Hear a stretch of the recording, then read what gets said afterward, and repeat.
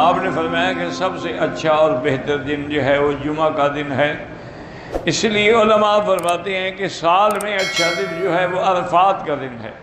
اور ہر ہفتے میں اچھا دن جو ہے وہ جمعہ کا دن ہے، اور مہینوں میں پہلے دن جو ہیں دن کے اعتبار سے 10 دن ذی الحجہ کے افضل ہیں، اور راتوں کے اعتبار سے رمضان کی 10 راتیں آخر والی افضل ہیں۔ آپ نے فرمایا کہ جمعہ کی فضیلت یہ ہے کہ فیہ خلق آدم، اللہ نے آدم کو جمعہ میں پیدا کیا، وفیہ ادخل الجنہ، اللہ نے جمعہ میں ان کو جنت میں داخل کیا، وفیہ اہبط منہا، اور جمعہ کے دن ہی ان کو اتارا، وفیہ تقوم الساعہ، جمعہ کے دن ہی قیامت قائم ہوگی، وفیہ ساعۃ لا یوافق عبد مؤمن یصلی، اگر اس کے اندر ایک ایسی گھڑی ہے، اگر وہ گھڑی کسی بندے مومن کو آ گئی دعا مانگتے ہوئے، وقبض اصابعہ یقللھا وسعد اللہ خیرا الا اعطاہ ایاہ، یعنی تھوڑا سا مانگے گا تو وہی چیز اللہ اس کو عطا فرما دیں گے، کیونکہ اس کی وجہ یہ ہے کہ اللہ کی رحمت جو ہے نا، یاد رکھیں بڑی وسیع ہے۔ اس لیے بزرگوں نے لکھا ہے کہ اگر تم گناہ نہیں چھوڑ سکتے ہو تو کم از کم توبہ بھی نہ چھوڑو۔ پہلی بات تو یہ ہے کہ گناہ چھوڑ دو، اگر گناہ نہیں چھوڑ سکتے توبہ تو نہ چھوڑو، توبہ کرتے رہو، اسی کی برکت سے گناہ چھوٹیں گے۔ اور ایک اللہ کے ولی کے پاس ایک بندہ گیا، اس نے کہا کہ حضرت میرے اتنے گناہ ہیں کہ دنیا میں جتنے بھی گناہوں کے کام ہیں نا وہ انہیں سب کر لیے، کوئی ایسا گناہ نہیں جو میں نے نہ کیا ہو۔ اب میں توبہ تو کرتا ہوں لیکن تسلی نہیں ہوتی کہ کیا میرے اتنے گناہوں کو اللہ معاف کر دیں گے۔ تو حضرت نے فرمایا کہ میرا بھائی دیکھو، وہ کراچی کا آدمی تھا، فرمایا کراچی کے ساتھ سمندر ہے؟ انہوں نے کہا جی ہاں۔ انہوں نے کہا کراچی کی ساری گندگی اور گندے نالے اور گندا پانی اور سارا اس سمندر میں گرتا ہے، اس کی ایک موج آتی ہے تو سب کو بہا کے لے جاتی ہے، وہ پاک ہو جاتا ہے۔ تو تمہارے گناہ کتنے ہو جائیں، اللہ کی رحمت کی ایک موج آئے گی تو سب کے سب معاف ہو جائیں۔ بات یہ ہے کہ اسی لیے حضرت تھانوی اپنے متعلقین کو فرماتے تھے کہ چلتے پھرتے یہ نعرہ لگایا کرو کہ یا حلیم یا کریم یا واسع المغفرہ، تو اللہ تو واسع المغفرہ ہے، اور اگر اللہ تبارک و تعالی سارے بندوں کے گناہ معاف کر دیں تو اس کی رحمت میں کیا کمی آئے گی۔ تو اس لیے ہمیشہ کوشش کیا کریں۔ اور جمعہ کے دن میں ایک ایسی گھڑی ہے، اب وہ کب ہے اللہ نے چھپا لی۔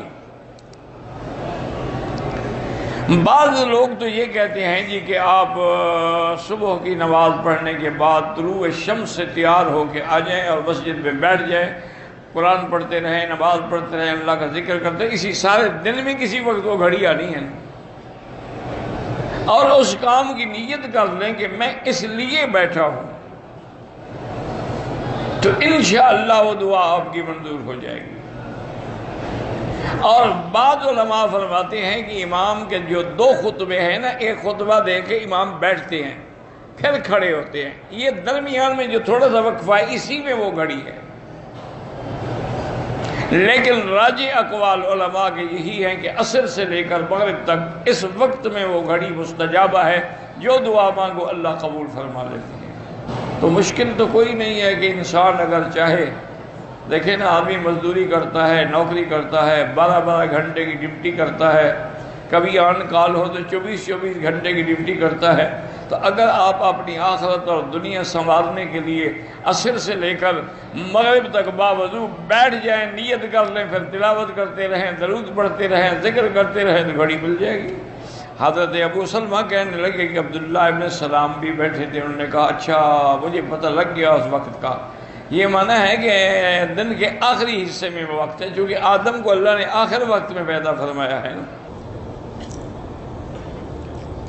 حتیٰ کہ علماء کی اس میں بحث ہے کہ یوم الجمعہ زیادہ شان والا ہے یا یوم عرفات زیادہ شان والا ہے،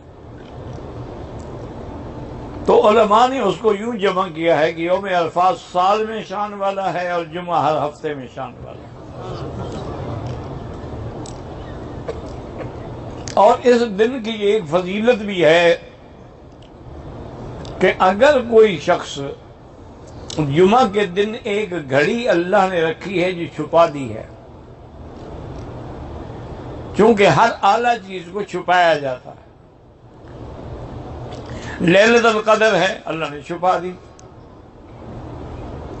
کہ لیلۃ القدر تو ہے لیکن کب ہوگی، لا یعلمها الا اللہ، اللہ کے سوا کوئی نہیں جانتا۔ ہو سکتا ہے کبھی 21 میں ہو، کبھی 23 میں ہو، کبھی 25 میں ہو، کبھی 27 میں ہو۔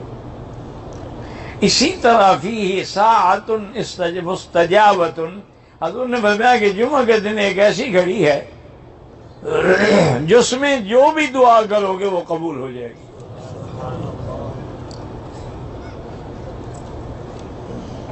اب اس میں اختلاف ہے کہ بھی وہ گھڑی کب ہے۔ بعض علماء نے یہ لکھا ہے کہ امام جب منبر پہ خطبے کے لیے بیٹھتا ہے، ابھی اذان ہوتی ہے، خطبہ شروع نہیں ہوتا، اسی اثناء میں وہ گھڑی ہے۔ اور بعض علماء نے لکھا ہے کہ امام جب خطبہ ایک دینے کے بعد بیٹھتا ہے اور دوسرے خطبے کے اٹھنے کے لیے درمیان میں جو وقفہ ہے اس میں وہ گھڑی مستجاب ہے، اور اللہ سے جو بھی مانگو گے وہ ملے گا، لیکن شرط یہ ہے کہ وہ دعا شریعت کے خلاف نہ ہو، قطیعت رحم نہ ہو کہ رشتہ داری کو توڑنے کے لیے ہو، یا کسی کی بربادی کے لیے ہو، یا کسی کی ہلاکت کے لیے نہیں۔ ایک تو نعمت اس میں یہ ہے، اور بعض علماء کہتے ہیں کہ اصل میں اس گھڑی کا وقت جو ہے وہ عصر سے لے کر مغرب تک ہے، اس میں وہ گھڑی ہے۔ تو اس کا بہتر حال یہ ہے کہ جو میرے بزرگ عمرے پہ یا حج پہ تشریف لائے ہیں، آپ کو تو یہاں کوئی کام نہیں ہے، اگر آپ لوگ مسجد میں، مسجد الحرام میں، یا جس مسجد میں آپ نے جمعہ پڑھا ہے، یا جمعہ پڑھ کے کھانا وانا کھا کے عصر کے لیے آئے ہیں، اب عصر سے بیٹھ جائیں اور مغرب تک ذکر کرتے آئیں، اور اسی میں وہ دعا مانگیں، اور پہلے سے یہ نیت کر لیں کہ اس دعا کے لیے میں بیٹھ رہا ہوں، کہ میں نے آج اللہ سے یہ مانگنا ہے۔ ایک نعمت تو جمعہ کے دن میں یہ ہے کہ اس میں ایک گھڑی ہے مستجابہ جس میں دعا قبول ہوتی ہے۔ ویسے بزرگوں ایک بات یاد رکھو کہ دعا جو بھی ہم کرتے ہیں وہ ساری قبول ہوتی ہیں، کوئی بھی رد نہیں ہوتی، لیکن قبول ہونے کا معنی یہ ہے کبھی تو ہم جو مانگتے ہیں وہ مل جاتا ہے، کبھی ہم دعا مانگتے ہیں وہ تو نہیں ملا، لیکن اس کی وجہ سے اللہ ہمارے اس ذمے کوئی مصیبت آنے والی تھی اس کو ٹال دیتے ہیں۔ اور تیسری صورت اس کی یہ ہے کہ اللہ فرماتے ہیں کہ میرے بندے کے نامہ اعمال میں رکھ دو، اس دعا کا بدلہ میں اس کو قیامت میں دوں گا، یعنی ملے گا ضرور۔ اور یہ بھی صحیح حدیث میں ہے کہ جب بندے کو دعاؤں کا بدلہ قیامت میں ملے گا تو کہے گا اللہ اچھا ہوتا کہ میری کوئی دعا بھی منظور نہ ہوتی، آج سارے بدلے مل جاتے۔ تو دعا میں یقین کامل ہو۔ اگر دعا میں آپ خود ہی متذبذب ہیں، پتہ نہیں مدت ہو گئی ہے جی مانگتے ہوئے ابھی تک تو نہیں ملی، خدا جانے کیا وجہ ہے، یا کہتے ہیں بعض جاہل تو کہہ دیتے ہیں اللہ بھی ہماری سنتا ہی نہیں، یہ تو کفر ہے۔ اللہ تو سب کی سنتے ہیں، وہ تو کافروں کی بھی سنتے ہیں، وہ تو جانوروں کی بھی سنتے ہیں، ان کو رزق کون دیتا ہے؟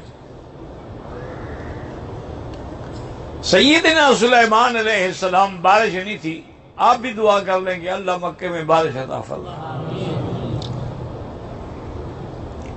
دل سے دعا کر لیں میری بہنیں، میری بیٹیاں، میری مائیں یاد رکھیں کہ اگر توجہ کامل نہ ہو تو چائے کی پیالی بھی نہیں بن سکتی، ایک روٹی بھی توے پہ نہیں پک سکتی، یہ ہاتھ جل جائے گا، یہ روٹی جل جائے گی۔ تو اللہ کی طرف توجہ نہ ہو، کہتی ہے دعا منظور نہیں ہوتی۔ توجہ ہو اور یقین ہو کہ تیرے سوا ہمیں دینے والا کوئی نہیں، یا اللہ میرے سوا تیرے تو بندے اربوں کروڑوں ہیں لیکن میرا تو ہی صرف رب ہے۔